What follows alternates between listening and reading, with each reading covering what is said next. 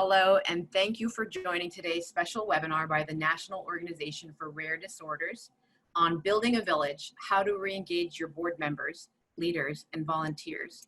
This webinar is part of our COVID-19 Rapid Response Leadership Series. My name is Debbie Drell, and I am NORD's Director of Membership, and I have a sister living with a rare disease. I'll be your facilitator for today's webinar. I'd like to thank everyone for joining us today. All lines are muted except for our speaker. Actually, hers is muted right now. But will be unmuted when she speaks. This webinar is being recorded and will be made available shortly after, and we will link to it on the COVID-19 Rapid Response Leadership Series webpage.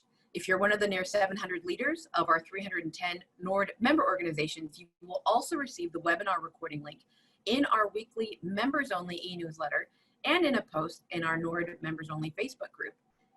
Do you want to learn more about NORD's membership for nonprofit organizations? Well, you'll see on the slide, this is your membership team. We're hiring for a third. NORD's mission is your mission. During this call, or webinar rather, an issue raised or topic discussed may prompt you to think of a question that doesn't get specifically addressed within the hour. NORD's membership team is always available to help you answer this and any of your questions after the event is concluded. I encourage you to reach out to us with any questions after the call by emailing membership@rarediseases.org.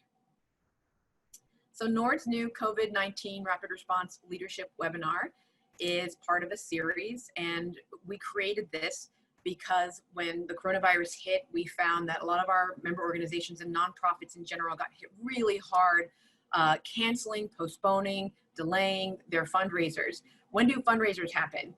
In the spring, summer, and the coronavirus hit in March, so people had to rapidly shift and pivot to virtual environments, and a lot of our organizations have small infrastructure and were unable to pivot. So we created this series. We had webinars on crisis communications and webinars on virtual platforms, as well as fundraising in a virtual environment.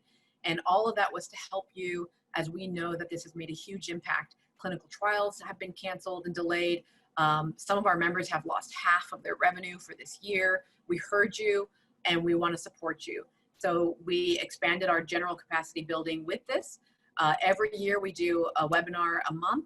In the first 6 months of this year, because of the coronavirus, we have done 19. And this is our 20th. And this is our real big grand finale because we want to give you hope and practical tips as well for how to truly pivot. So this meeting is 60 minutes on our agenda. You will see I'm giving the opening, and really most of the time will be our keynote address speaker. There will be time for Q&A, and we'll take your questions during the webinar. How do you ask a question? At the bottom of your screen, you should see a toolbar, and there should be a Q&A button located there on the control bar. To use it, just click on it and you can type in your question. You can submit it anonymously. You can throw your name in there. And also Joan will be using the chat function to get a sense of the audience. You know, who are you, where are you calling from, and other questions that she'll be asking in terms of your work. So feel free to use the chat as well. And there's closed captioning. So you'll see that we have a closed captioner in the panel. And LaDonna is here to type up and allow access to those who are unable to access this webinar otherwise. So NORD's mission. If you don't know about NORD, our mission is very similar to very individualized nonprofits in the rare disease space. We are an independent nonprofit. We lead the fight to improve the life of rare disease patients and families. And we do this by supporting patients and organizations. 30 million Americans, or 1 in 10 Americans, living with a rare disease, and their families and the researchers and the clinicians. And we accelerate working with the community, research, we provide education, we disseminate information, and we drive public policy. And all of our member organizations, the 320, as well as all organizations, because of the coronavirus, get access to these resources. So enough from me in the opening of this presentation. I'm really excited to tell you about Joan Garry. I'm going to keep this brief because I really want the time to be hers, maximize the time. She has decades in the nonprofit world. If you know her, you know she is incredible. a major advocate and champion for the little guy or little girl. Her book, which I have handy, which I read on the beach this last weekend, The Guide to Nonprofit Leadership, is really useful, inspiring, and makes you think differently about the work that you're doing, but also it's hilarious. I've never heard of someone talking about a board chair or an executive director as a superhero, which they are. And, you know, if you haven't read the book, I will tell you a little spoiler alert. Your executive director could be Gumby, Superman, Spider-Man, or Kermit the Frog. And I'm not going to say anything else, but I personally tend towards Gumby and Kermit. But you should read the book. And Joan is known as the Dear Abby of nonprofits, but I don't want to compare her to Dear Abby, because she is herself a phenomenon, and there's no one like her. So I'm going to unmute your line, Joan. There you go. And thank you so much for joining us. Thank you very much, Debbie. Allie, also, I appreciate all of the folks at NORD who were kind enough to actually ask me to come and be with you this afternoon. You know, I was thinking about this. I've done quite a number of webinars and virtual conferences during the pandemic. And so I don't know if you've had this experience, but I feel like I spend all day long looking at people's bookcases. And lucky you're looking at my bookcase. And so if at any point you have any questions about anything on my bookcase, because I want to dive in and make sure I get as much practical information out to you as possible. But I will be answering any questions that you have after this webinar is over, including but not limited to any questions that you might have about my bookcase. Now, I will point out that there are quite a number of copies of the book that Debbie Drell mentioned. I do think it's a pretty useful book. I wrote it hoping that both board chairs and executive directors would find it useful. I should also say that I have a new edition of it coming out later on this year, which you can, I think, pre-order on Amazon. Enough of a commercial message. I wondered if you might be kind enough to share with me in the Zoom chat a word or two to describe your current state of mind. How are you feeling right now? One of the challenges for me when I do these webinars virtually is I can't see you. So I can't see you smiling, and I can't see you nodding off. Right? So Melissa says she's fatigued, right? No kidding. Absolutely exhausted beyond belief. Frustrated, overwhelmed. These are not surprising, these words. Underwater, defeated because at the end of my rope. Excited to be here. Thank you. I appreciate that, Julie. But stressed about the virtual conference I have to run this weekend. By the way, let me just say, Julie, you can be stressed about the virtual conference, but virtual conferences will make all kinds of really interesting things possible.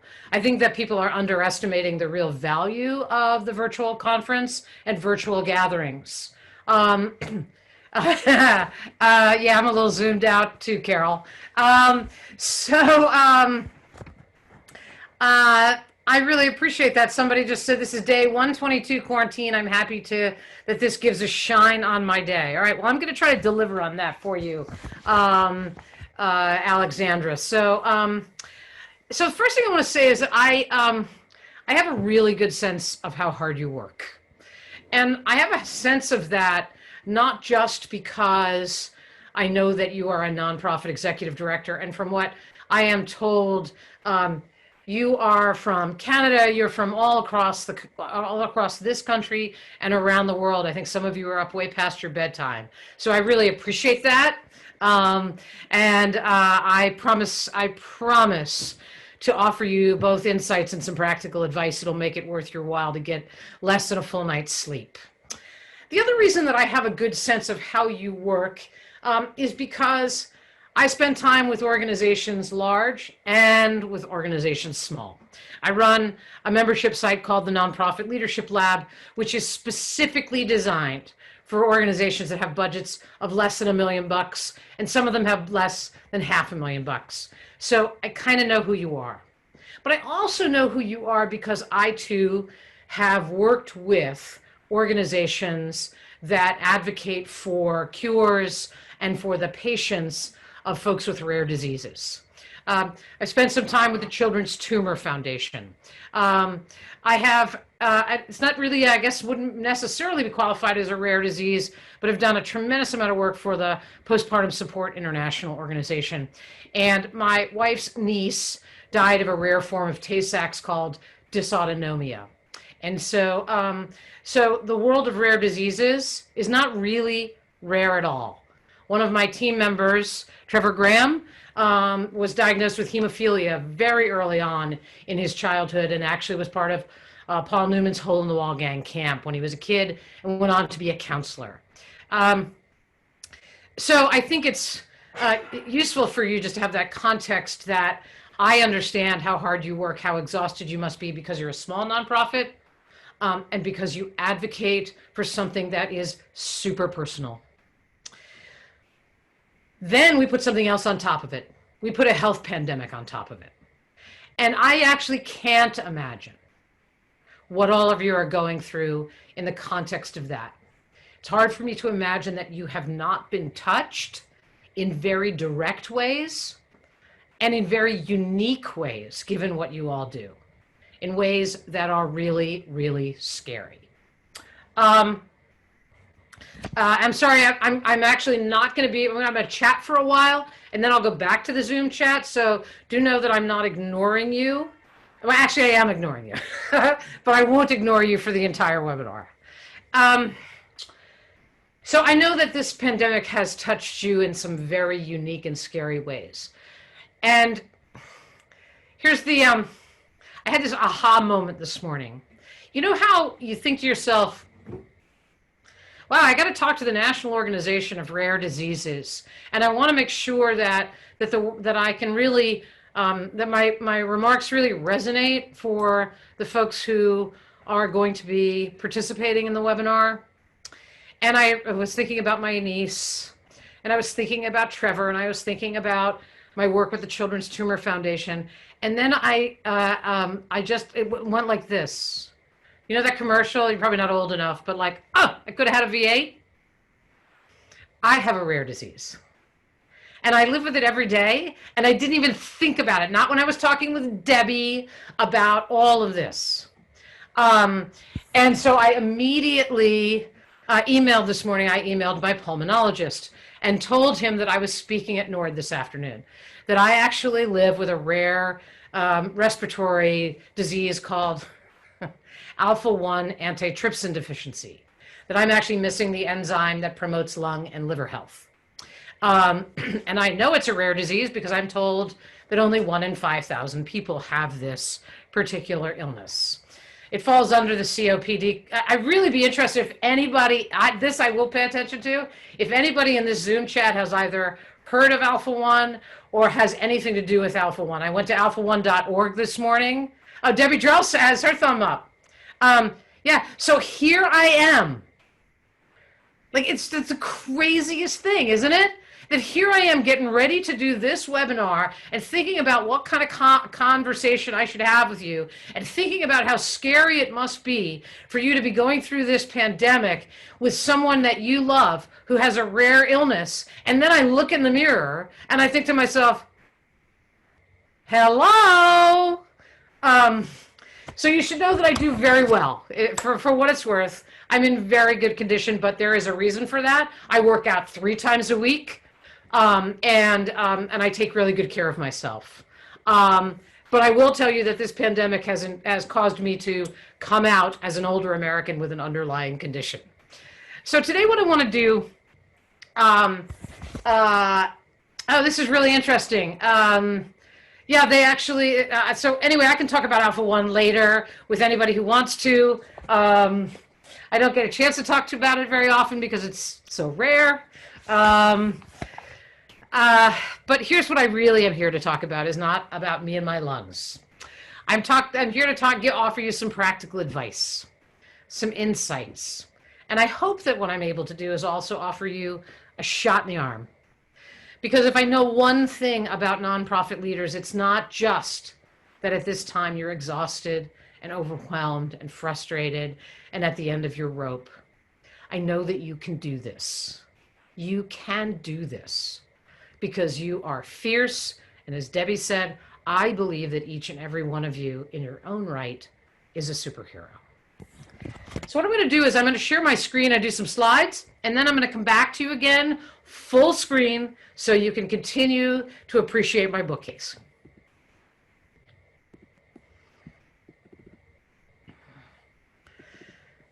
So I am assuming that you can see this all right. Is that correct? Thumbs up from Debbie? Okay, great. So why should you listen to me? In addition to the fact that I have a rare disease, I also have a blog, a podcast, a book, and what I think of myself is as sort of an evangelist for nonprofit leaders, especially small nonprofits. This whole Dear Abby thing came because my blog started to generate all these questions from people that I knew could not afford consultants and coaches. And I wanted to do what I could to help them because I realized that of the you're not alone, of the 1.5 million nonprofits in this country alone, 2/3 of them have budgets under $1 million, and 2/3 of those have budgets under $500,000.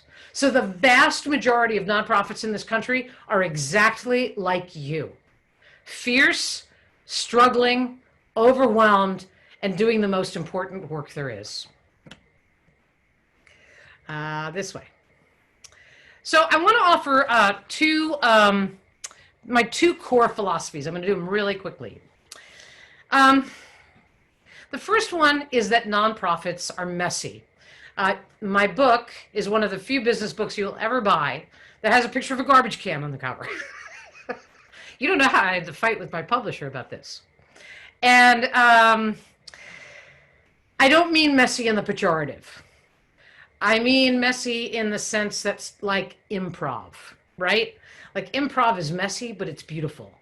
And nonprofits have a structure that is messy. And I want to walk you through that. And then I want to talk a little bit about shared leadership. So, messy. Here's my equation. A plus B plus C equals messy. So A is overworked staff, either underpaid or not paid. If this equation, by the way, is making any sense to you, give me a thumbs up or a yes in the chat so I know I'm ringing the right bells here. B, helped by people who get paid nothing. Those are the volunteers.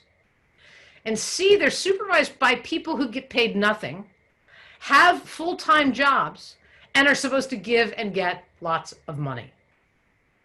Who came up with this? This is a very nutty model. Wouldn't you agree? Now, there's an extra thing you add to this equation, which is passion, which none of you are short on, right? Because many of you are founders and you started these organizations because there was a gap, because you were fiercely determined to fill it. So if we take these three things plus passion, we get messy. So I want you to just honor the mess. I don't want you to use it as an excuse, but I want you to understand that this kind of model of working is not the easiest one in the world. It's not the easiest one in the world. The second philosophy that I have is about the structure and the power inside a nonprofit organization. Now, if I were to ask you to Google nonprofit org chart, I know what you'd come up with. You'd come up with a pretty standard fare org chart that had the board up on the top, and then it would have the executive director, and then it would have staff that many of you don't have, right? Okay, so that org chart, I would like you to actually erase it and unsee it, because that's not the model that will make you successful as a nonprofit leader. You have to think about this. I want you to think about a twin engine jet. Why, Joan? Okay, I'm going to tell you. The board is not some annoying thing over there that doesn't do the things you need it to do. The board is one of those engines. You are one of those engines. Assuming you have any kind of staff or volunteers or interns, you're a jet, you're one of the jets, the board is one of the jets, and in the cockpit is the board chair and the executive director. A thriving nonprofit looks like this, where the board chair and the executive director work in partnership to make sure that the plane gets off the ground, that there's little turbulence as possible, and that it gets to the destination that's been set forth. Most nonprofits do not feel this way. You're going to sit there and you're going to say, I don't think my nonprofit is like a twin engine jet. And I'm going to offer you some thoughts today about how to start thinking about it differently. Because the bottom line is, you can't fly a twin engine jet with only one jet, and you can't fly it with one lousy jet. One lousy engine, okay? So I want you to think about each of those engines, a staff engine and a board engine, and recognize that unless your board is strong, you will not thrive. Unless that relationship in the cockpit between the board chair and the executive director is strong, it will be hard for you to thrive. The single most important indicator of the health of any nonprofit is the relationship between the board chair and the executive director. And having these jets function well independently and well together is the key. Okay, so I know all of you are going to say, if I put it in the Zoom chat and I asked you what kind of plane you were, and I'm not going to do this because I don't want to see it, you're all going to say things like, maybe I got a lousy helicopter, I'm still at the gate. I know what you're all going to say, but I want you to be hopeful and I want you to aspire to this. Now, this is this relationship in the cockpit, right? Partners. I would also like to point out, do you know how hard it is to Google for an image of two women in a cockpit? Impossible. Do you know how hard it is to find two women of color in the cockpit of an airline when you Google? Don't think I don't work hard. This was not easy to find, let me tell you that much. So, this is what we're going for, okay? Now, one of the things that Debbie didn't tell you is that I have been in your shoes, that there's not a position on the nonprofit field I haven't played. I've been an executive director, I've been a board leader, I've been a volunteer, I've been a political fundraiser, and I am a donor to causes near and dear to me and my family. But I have been an executive director. And I became an executive director after 14 years on the for-profit side, when I became the executive director of one of the largest gay rights organizations in the country, and it's called GLAAD. And I thought that the organization was in very good shape before I took the job. And because of that, when they photographed me for the job, this isn't where the picture comes in yet. Hold on. The picture's the best part. So hold that thought. So because I've been an executive director, I know a lot about who you are. And I'm going to do a little truth telling. You're a fierce advocate. Many of you who founded your organizations are fierce beyond measure. You're driven. Driven is code for, can you say type A? You are deeply passionate. You are dripping with passion for the mission of your organization. You have a little trouble saying no. You have, when Debbie was talking about the superhero Gumby, Gumby has a little trouble saying no. Gumby's kind of a pleaser. You have a little bit of a pleaser thing going on. I know this because I am all of these things. right? You're a pleaser, and you have some, I said some control issues, right? How about this? You know, I really should get some volunteers to help me, but it would just be so much easier and faster if I just did it myself. Been there, done that, not helpful. All right? Right? If you see yourself in any of these bullets, there's a raise hand button. Then I can see that. I can't see the Zoom. Oh, I can't see the, oh my God. Can everybody see my screen? It's hilarious. It just got completely black with hand raising notifications. Well, thank you for coming out as one of these many things. So this is you, and I know because this is me. So this person with these attributes at the age of 39 decided to become a nonprofit executive director. And I thought to myself, this is going to be great. I'm going to go save the world. I have got this. And here I am. Look at that. Look it. Do I look like I have got it going on or what? I got my feet up on the desk. I am ready to change the world. This was before I looked at the cash flow statement. The cash flow statement that told me I had $360 in the bank, that I had 18 staff members, and payroll in 2.5 weeks. That's why I look this cool now, because I had not yet met with the finance people. So I have been you. I have run a big, fat, hot mess nonprofit, and I have actually drove the truck out of the ditch and created built an organization that was built to last, that has had the kind of impact that I can feel enormously proud of. That is, sort of the kind of thing I didn't ever dream I would be able to do in my lifetime.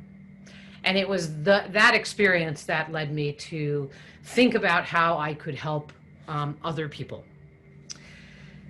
But what I do know about you in all of this is that you will do whatever it takes. You will do whatever it takes because of kids like these. You will do whatever it takes because of your passion, your commitment, your control issues, because you're a pleaser. You will do whatever it takes. And I want to say something really direct to you, that doing whatever it takes is not a strategy. Doing whatever it takes is a fast pass to burnout.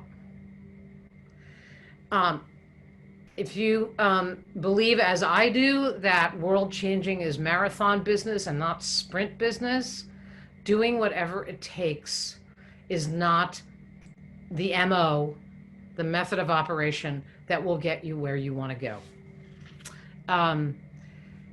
It's funny because when you think about the words, you will do whatever it takes, you think it's a good thing. But when you really tease it apart, it speaks to grabbing the first thing that hits your desk.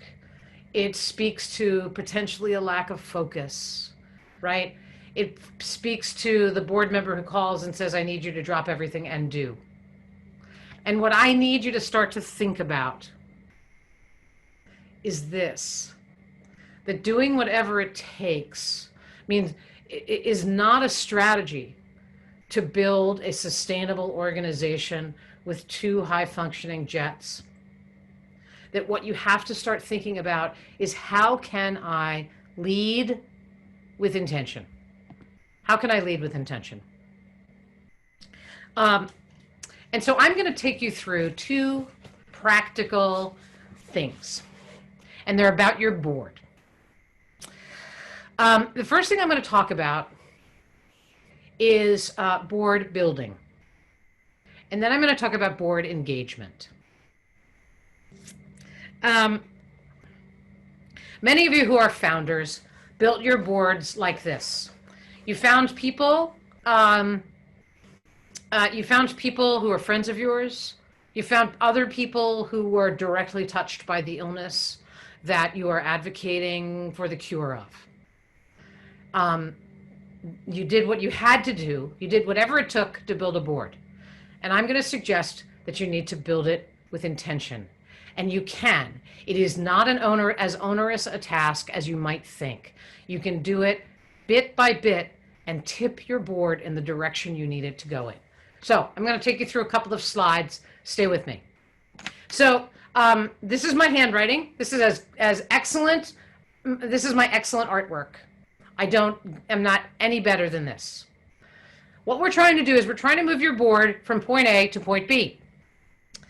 And really quickly, each of these is a boardroom table. And if you can see on the left-hand side, the A board, you can see that board members 1, 2, and 3, they all know each other. And they all know the same people. Board members 5 and numbers 4 and 5, they know each other and they all know the same people. Board member number 7 knows nobody. And board member number 6 might be somebody that you recruited to add some diversity to your board, knows a bunch of people, but has no connection around the table. We want a board that looks like B.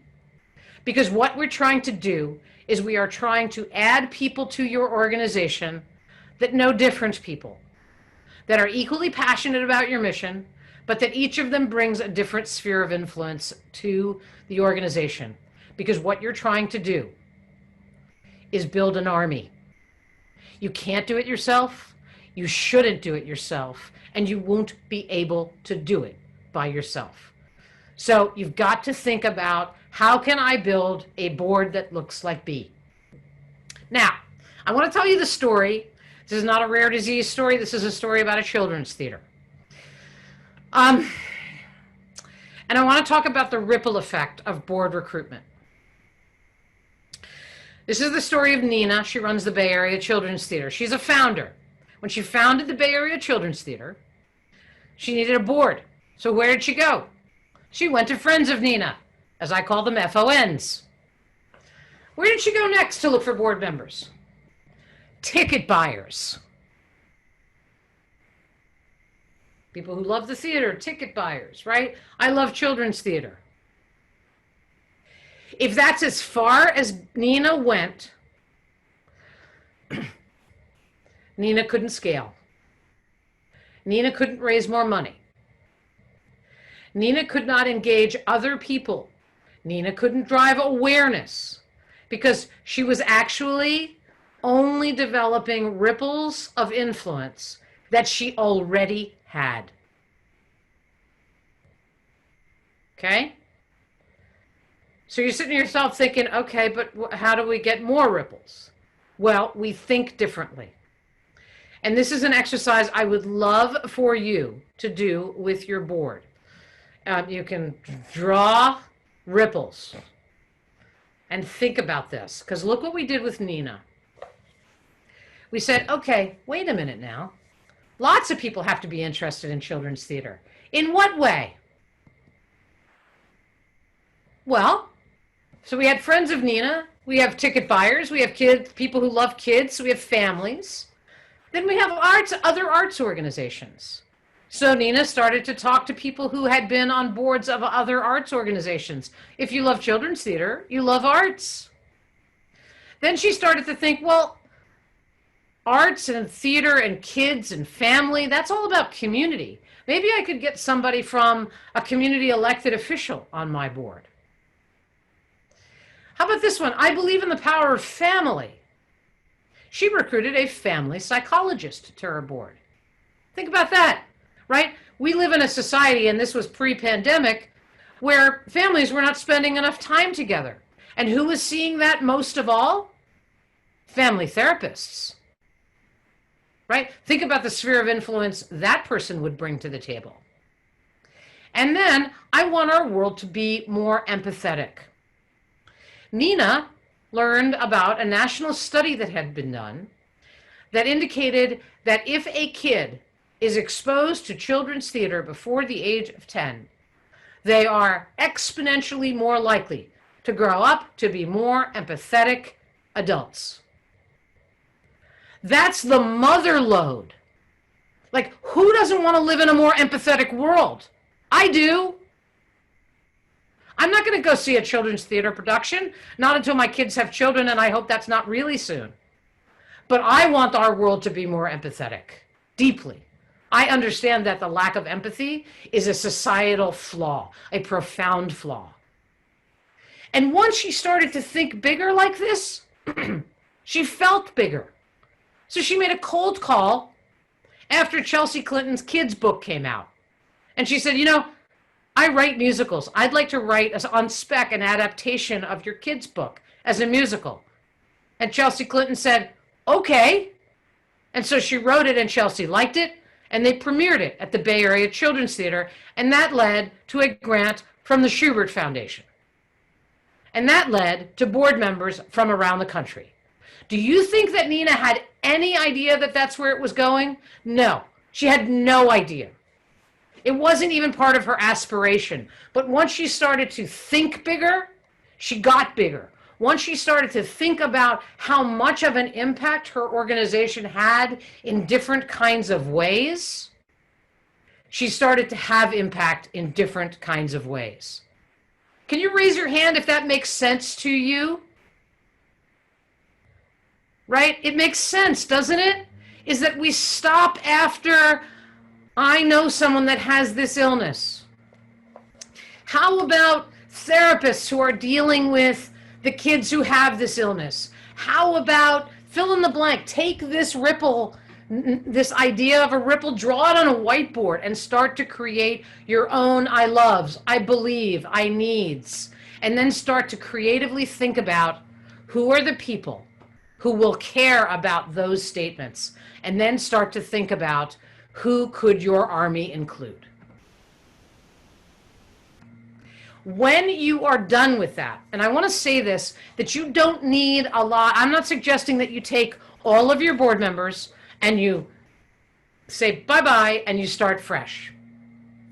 It takes 1 to 3 new board members to change the dynamics of your board completely. I mean this. I have seen it and I have done it with little tiny organizations, not just big ones. Why do I have this picture of these candles here?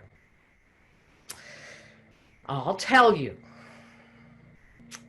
I work with a couple of Quaker schools, and I really dig the notion that they talk about having a light within. And I believe that if you recruit properly to your board, that this is what you're looking for in every board member. You're looking for this light. And I don't mean to be sounding all woo-woo here. Think of it just a light. And that when you recruit for these board members, like let's say it's a family therapist, you're to recruit for a children's theater, that person has to have a big old shining light for this theater and its ability to drive empathy or bring families together. And you have to be able to see it.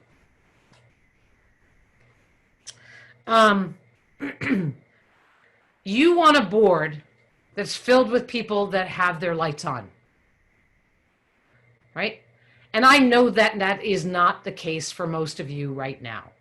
So what we want to try to do is take the kind of strategy I've just recommended and see if you can build out and think differently and more creatively and add 1 or 2 or 3 new board members who can help you change the dynamics of your board. Because I'm going to tell you that if you add a few people that have nice, shiny pilot lights, they help light everybody else up too. I am very clear that your board's lights are being blown around in the wind right now, right? The pandemic is blowing them around. That personal struggles that they're engaging in are causing them their wicks to be a little bit smaller than they might otherwise be. But I believe that there are ways you can engage your board so their lights stay bright. And in fact, I have some strategies for you to be able to stoke them. So what I'm going to do now is I'm going to stop sharing the screen and I'm going to talk to you about board engagement for a few minutes. All right, I can see the Zoom chat now too. So the two harsh truths for you about these lights: they don't stay lit all by themselves. And that nagging board members dims the lights. Okay? The lights don't stay lit by themselves. If we think about engagement as the lights, okay, nagging board members dims the lights. So, I'm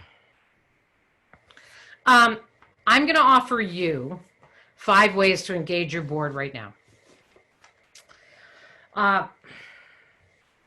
And it's going to seem counterintuitive to you because I'm actually going to ask you to ask them to do things. And you're going to say, well, wait a minute, I ask them to do things all the time and they don't do them. Please stay with me on this. Have you ever heard this expression that if I ask somebody their opinion, I bring them close, and then I can bring them closer and I can make them a volunteer or a donor or a close stakeholder or a board member?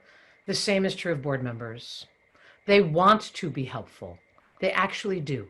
They would not have agreed to be on your board otherwise. So, the first thing I want you to do is I want you to ask them to help you take care of your organization's family. They call this stewardship. I want you to make a list of all of the people in your organization that need a phone call, whether they're donors, staff members, patients, whoever it might be. Divvy it up. Ask each of your board members to make calls to 2 or 3 of them, or 5 or 6 of them. And then what I want you to do is give them some talking points. They're going to check in on them. They're going to see how they're doing. And they are going to learn how to become stewards. And they're going to do that a couple of times a year. And then when it's time for those people to potentially be asked for money, your board members will have a relationship with them. And they might not make the ask, but they might actually participate. When you start asking your board members to interact with your stakeholders, their lights get stoked. They become the ambassadors you need them to be. So this is the opportunity for you to engage your board as stewards. Stewardship is the thing nonprofit organizations, in my mind, do least well. Number 2, ask them to be ambassadors and fuel them with stories.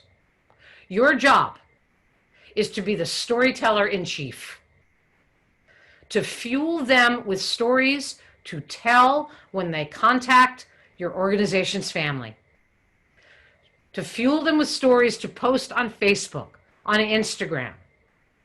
A quick story. You can just make a short video of a patient, a story of a success. Even write the caption for Facebook for them so they can cut and paste. And all it needs to say is, hi, I don't know if you know about this illness. My niece passed away from it. I'm on the board. Here's a video I'd like you to see. I'm very proud to be a part of this organization. That's it. No ask. You have to come up with the stories and provide them with creative ways to share them. Number 3, enrich your board and make board meetings count. People join boards because they want to know more. They are part of a community of people that are hell-bent on finding a cure for an illness, on advocating for those living with an illness. They need to know what's going on in the field. What's the current research? I actually joined the research registry of Alpha One this morning. I should have done it 3 years ago when I was diagnosed, but you all pushed me to do that because I need to be enriched. Your board meetings cannot be perfunctory. Think about ways to enrich me as a board member so that I know more, so that I care more. And guess what's going to happen to my pilot light? It's gonna get bigger and brighter. So I'm gonna start talking to people who care about the organization. I'm gonna start sharing stories, and you're going to enrich me and make the board meeting worth coming to. The fourth thing that I'm gonna ask them to do is to take some chances with you. You have had to try new things during this pandemic. Board members are risk averse. They live in fear. They live in fear of running out of money and being responsible. I don't know. They live in fear. They're risk averse. I have seen so many organizations pivot and do the most creative things during this pandemic. I want you to introduce your board to the idea that you're going to try new things when we get to the other side. You're going to pilot things. You're going to come up with new ideas, and they're going to say yes.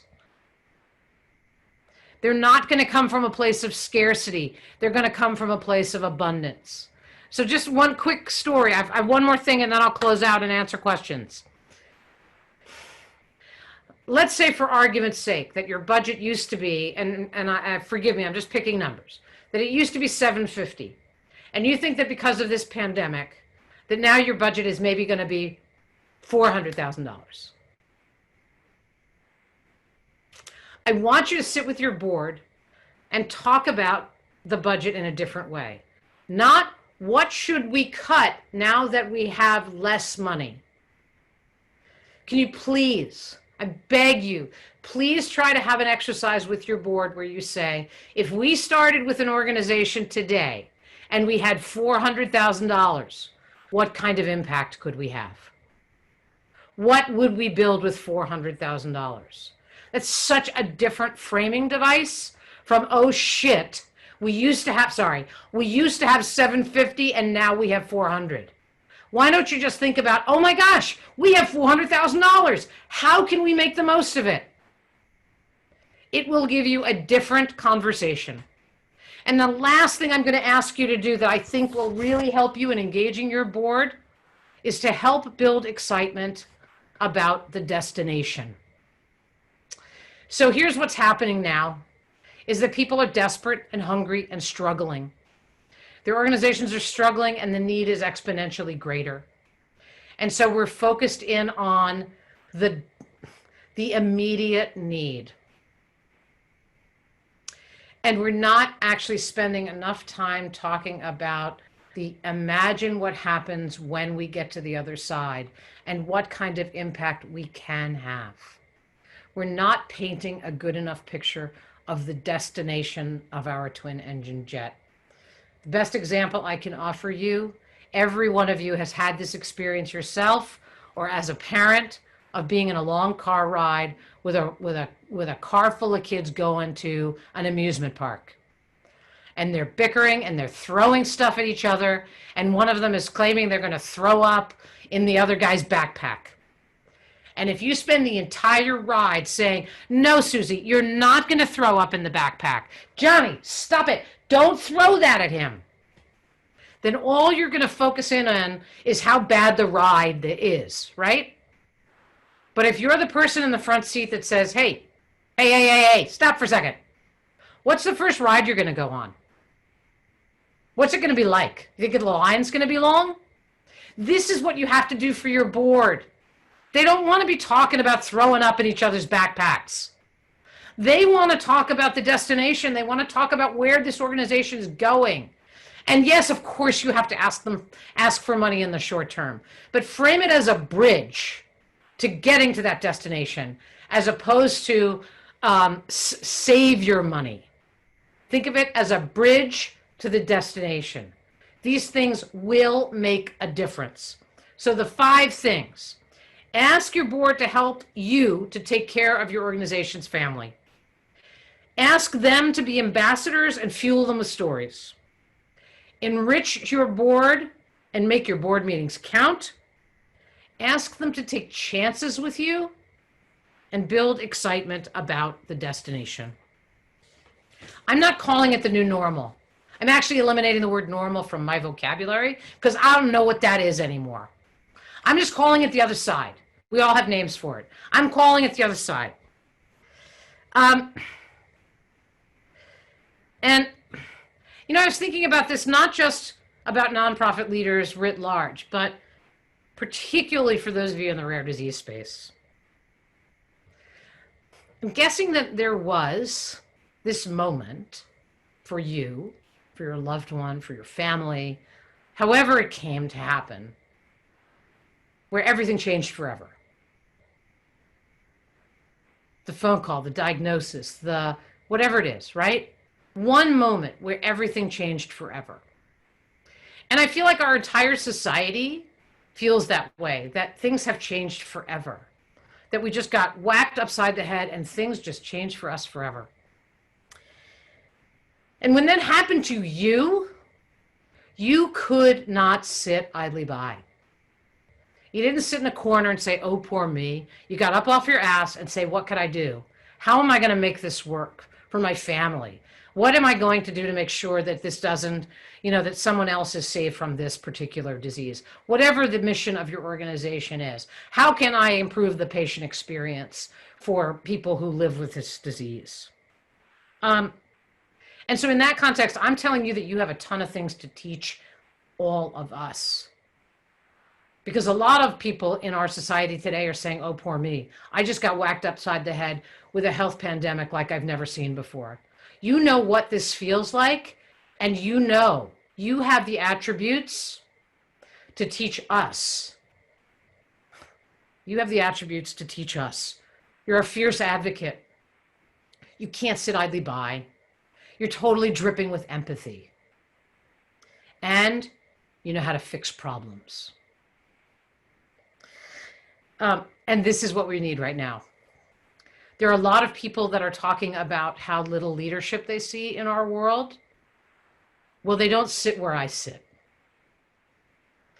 They don't have the experience of seeing thousands of nonprofit leaders every day who are doing God's work, however you define that, doing the real work, the important work, the remarkable work, the work that makes you exhausted. I see an abundance of leadership, just an abundance of it. And that's my privilege and my joy in doing this work. And what I also know is that each of you has this secret ingredient, this antidote that has gotten us out of every dark time in our history as a society, that gets us out of every dark moment in our own personal lives. It's not a very secret ingredient at all. It's called hope. And hang on to that. Know that so many people are looking to you, whether you believe you're wearing a superhero cape or not, whether you think your cape is in tatters, you got one on, my friends, and hang on to it tight, and know that that you are admired by so many people. And right now, today, I'm at the top of the list.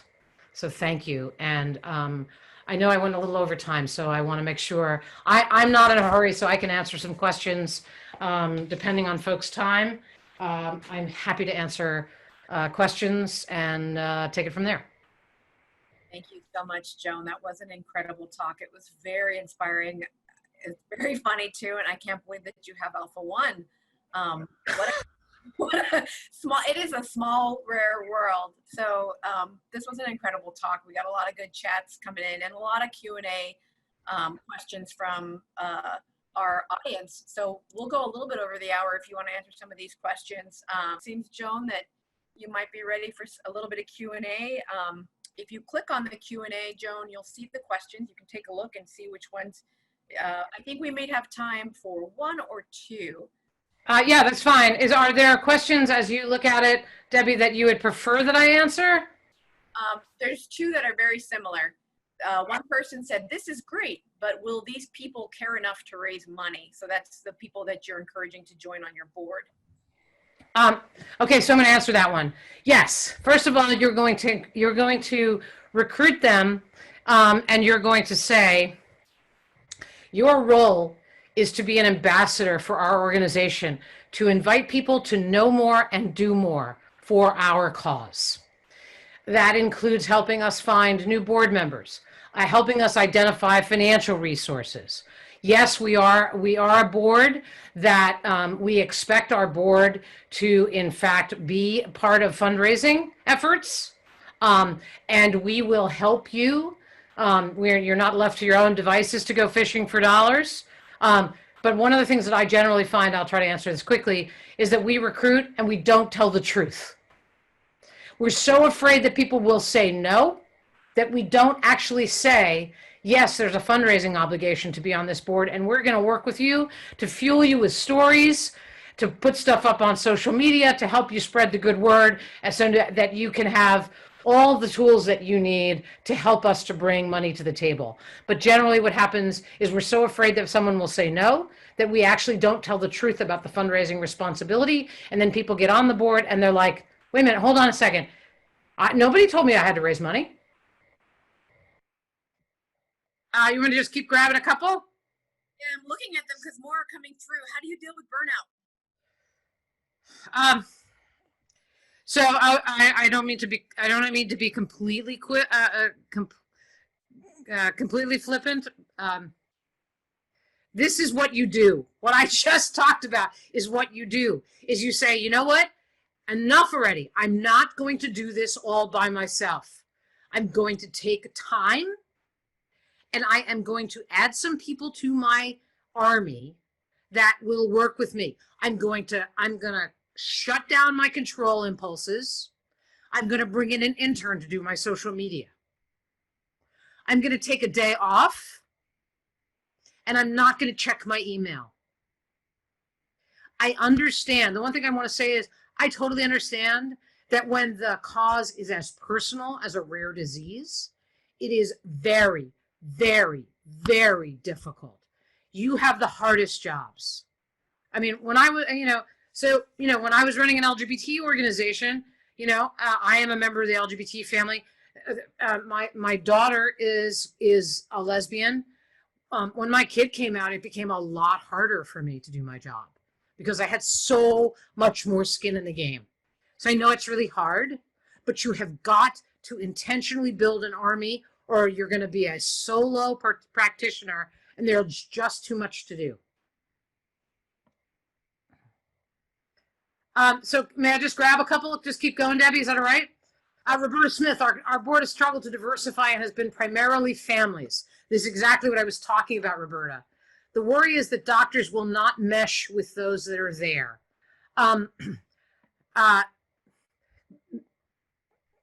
You have to be in the business of meshing.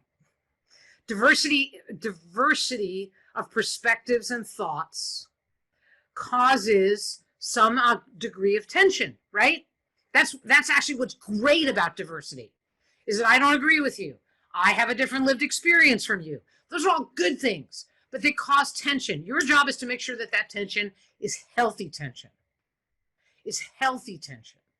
And so the best advice I can offer you, Roberta, is you have to bring those people on and then work really hard to bond them together. Zoom is a surprisingly good vehicle for doing that, for creating opportunities. How about this really quickly? I just did this with my own team this morning. We have a team of 12.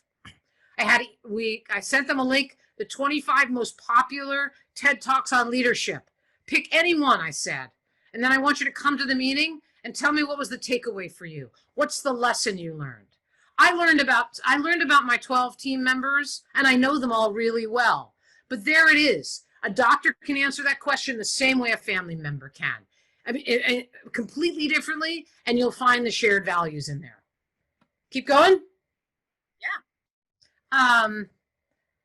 Let's see. Yolaine asks, can we present this to board members? We should talk about that, but you certainly can take the exercise about the ripples and how to build your army. That's an exercise you can do with a whiteboard and a marker for sure. It's one of the reasons that I suggested it today, because I'm trying to figure out ways for small organizations to take things away from my webinars that they can actually kind of do the home version of. Let's see. Say again? Bully board members. How do we deal with a know-it-all bully board member? So I have a couple of blog posts on, so I have two things. One is I've written a piece for the Chronicle of Philanthropy on the abuse of power by board members. And if somebody reminds me, we can send a link. I've also written a blog post about toxic board members. This is when the co-pilot matters. This is when you have to actually, if you do not have someone who can be a great co-chair with you, a board chair with you, that's the first thing you should go looking for when you start to lead with intention. You want to avoid burnout? Go find somebody who has the attributes of leadership. Because what should happen in that situation is your board chair should understand that person is a bully, that person is getting in your way of being able to do your work, and should be able to call it out. One of the things that you could do really quickly is at the beginning of a board meeting, you could say, a board chair could say, I think it'd be useful for us to have ground rules of how we're going to work together. Let's come up with a list of those things and let's make a commitment to live by them. And then make sure somebody surfaces like respectful of staff or something like that. So then it's part of the minutes of the board meeting, their shared values, and that then the board chair can say, we had this conversation about values, Allie, and you just blew it. You just blew it with what you just did to the executive director. Like, 2 more strikes and you're out. But set the ground rules up front so that they're clear, so that the bully board member understands that being a bully is actually not okay, so that you don't have to then call them out later because they can't say they didn't know. Adrian McBride, any suggestions about building virtual ambassadors? Yes. Yes. In fact, Zoom is the best thing. But Zoom opens you up to geographic diversity on your board, doesn't it? Why do you care where your board member is? Because now you can have Zoom board meetings, right? Is that you can actually expand your geography in all kinds of ways. That this is one of those things is what do challenging times make possible? They make possible the fact that your geographic footprint can be infinitely larger. And I'm to have virtual ambassadors. You can chat with somebody. You can have a Zoom chat with a donor. You can do a salon with a number of your closest stakeholders. You can bring in somebody who's not in your geographic location to do a 15-minute talk on research on your illness and have people attend. Being virtual opens up a lot of doors for you, Roberta. Keely Haig, how do you deal with board members who are actively resistant to bringing new board members on?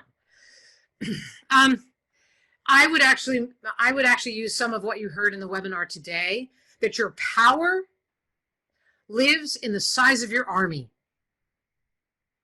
right? Is the smaller your army, the smaller your footprint, the smaller the least amount of power you have. If you do any kind of advocacy or lobbying for your disease, you have to have an army, right? The numbers are power, right? That's the correlation you have to make. Somebody will say, oh, well, our board is so clubby. I like it really small and intimate. You know what? It is incumbent upon those people to keep that vibe alive as your board gets bigger. So the resistance, that may be a resistance because that might be a power thing where the person doesn't want to cede control or power.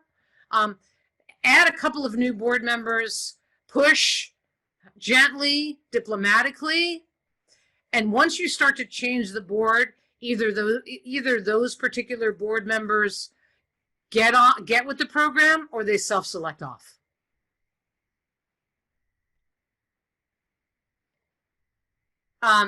Keep going. Yes, no. Yes, please. What's the ideal board size? Jamie Christmas. I'm sorry, it depends, right? Depends. I generally think you probably don't want a board much smaller than 7 or 8. Here's why. You'd like to have a few committees that function. And if you have too small a board, you can't actually field a couple of good committees, right? So let's I like, I would say 10 or 12 is a really nice number.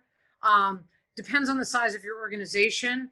I can tell you, there are some big organizations that have boards of 18. There are big organizations that have boards of 80.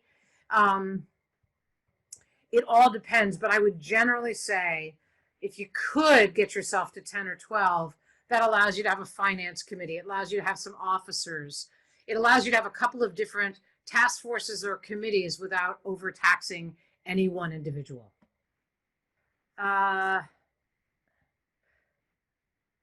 Oh, Keely, this is such a great question. Oh my gosh. Any advice for a female millennial trying to get recognition for my work as a leader being downplayed because of my age and gender? Thank you. A few microaggressions happening at your place of business, Keely? I just did a podcast you need to listen to, Keely. Actually, no, you don't need to listen to it, Keely. The people in your organization need to listen to it about how millennials operate in the workplace, and how they're very different from boomers. That millennials are disruptors. Millennials have a startup sense. And by the way, millennials grew up in a time and an era in which institutions have not delivered for them.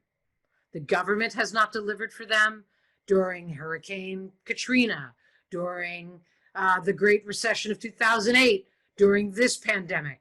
So educate them, Keely, about how millennials operate, about your skepticism about institutions. It'd be a great conversation about how your life experience is different from those of the other folks around you. This is exactly the kinds of conversations about diversity we should all be having today. Regarding my first tip, am I suggesting targeting families impacted, our constituents, or donors, or a combination of both? I'm talking about go out and talk to people who have skin in the game with regard to your organization. So it could be donors, it could be families impacted, doesn't matter. It should be the people you hold close. And the reason is that we should always be in the stewardship business, but when you get to the other side, your ability to thrive will be completely related to how close you have kept your people during the difficult times. Because they're going to be the seedlings of the bigger army. Joan Garry, thank you so much for the extra time that you've given us. That is all the time we have. We're 10 minutes, more than 10 minutes after the hour. Everybody, I'm not saying to buy this book because I like Joan Garry personally. It's a very good book. And if you like what you heard, there's so much more in here. Thank you, Joan. You have been an amazing speaker. Our keynote address, our grand finale, our rapid response series is over, but all the resources are online. Thank you everyone who stayed long after the webinar and joined us for this. The recording will be made available soon. Everyone, have a wonderful rest of your week, and